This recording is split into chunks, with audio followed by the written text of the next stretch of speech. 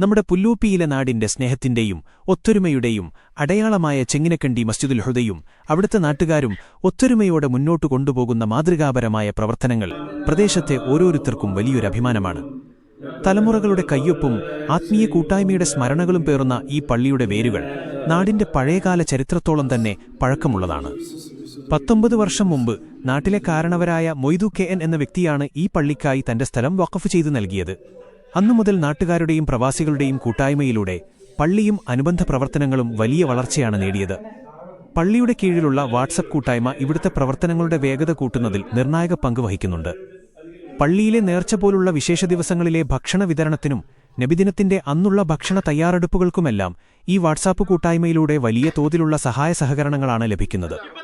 കേരളത്തിലെയും മറ്റു പ്രദേശങ്ങളിലെയും പള്ളികളിൽ റബീഉൽ അവ്വൽ മാസത്തോടനുബന്ധിച്ച് നടക്കുന്ന നബിദിനാഘോഷങ്ങൾ സ്നേഹത്തിന്റെയും പങ്കുവെക്കലിന്റെയും മനോഹരമായ കാഴ്ചകളാണ് സമ്മാനിക്കുന്നത്. പ്രവാചകന്റെ തിരുപ്പിറവി ദിനത്തിൽ നാടൊന്നടങ്കം ഒത്തുചേരുന്ന ഈ വേളയിൽ പള്ളികൾ കേന്ദ്രീകരിച്ച് ഭക്ഷണം തയ്യാറാക്കി വീടുകളിലേക്കും പരസ്പരവും സ്നേഹത്തോടെ കൈമാറുന്നത് കാലങ്ങളായി തുടരുന്ന മനോഹരമായൊരു നാട്ടുശീലമാണ്. കുടിച്ചോറും മറ്റു പലഹാരങ്ങളുമൊക്കെയായി പള്ളികൾ കാരുണ്യത്തിന്റെ കേന്ദ്രങ്ങളായി മാറുന്ന ആ കാഴ്ചകൾ ഏതു മനസ്സിലും കുളിർമയേകുന്ന ഒന്നാണ്.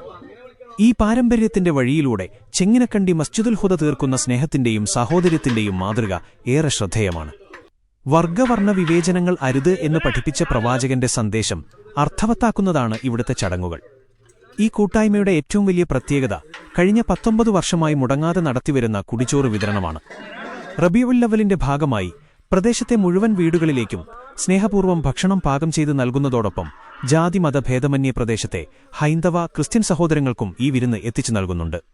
ഇന്ന് നടന്ന റബീഉൽ അവ്വൽ നബിദിനാഘോഷത്തിന്റെ ഭാഗമായുള്ള കുടിച്ചോറ് വിതരണം വളരെ ഭംഗിയായി നടത്തുവാൻ സാധിച്ചു. ഈ ചടങ്ങിൽ തുടക്കം മുതൽ ഒടുക്കം വരെ സജീവമായി രംഗത്തുണ്ടായിരുന്ന അവിടുത്തെ ഊർജ്ജസ്വലരായ യുവാക്കൾക്കും എല്ലാ കാര്യങ്ങളിലും ഒപ്പം നിന്ന പ്രിയപ്പെട്ട നാട്ടുകാർക്കും ഹൃദയം നിറഞ്ഞ നന്ദിയും കടപ്പാടും അറിയിക്കുന്നു.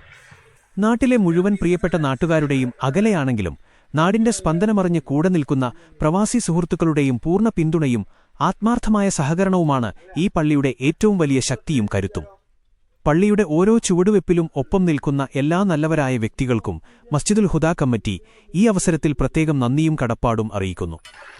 ഈ കൂട്ടായ്മയും സ്നേഹവും ഇനിയും കൂടുതൽ കരുത്തോടെ മുന്നോട്ടു കൊണ്ടുപോകാൻ അല്ലാഹു എല്ലാവർക്കും അനുഗ്രഹവും ആരോഗ്യവും നൽകട്ടെ.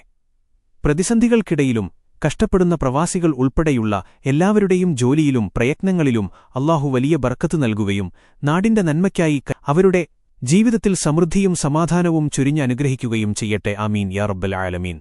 നാടിന്റെയും പള്ളിയുടെയും ഇത്തരം സൽസംരംഭങ്ങൾക്ക് ഇനിയും എല്ലാവരുടെയും അകമഴിഞ്ഞ സഹകരണങ്ങൾ തുടർന്നുമുണ്ടാകണമെന്ന് വിനീതമായി അഭ്യർത്ഥിക്കുന്നു ഇൻഷാ അല്ലാഹ്.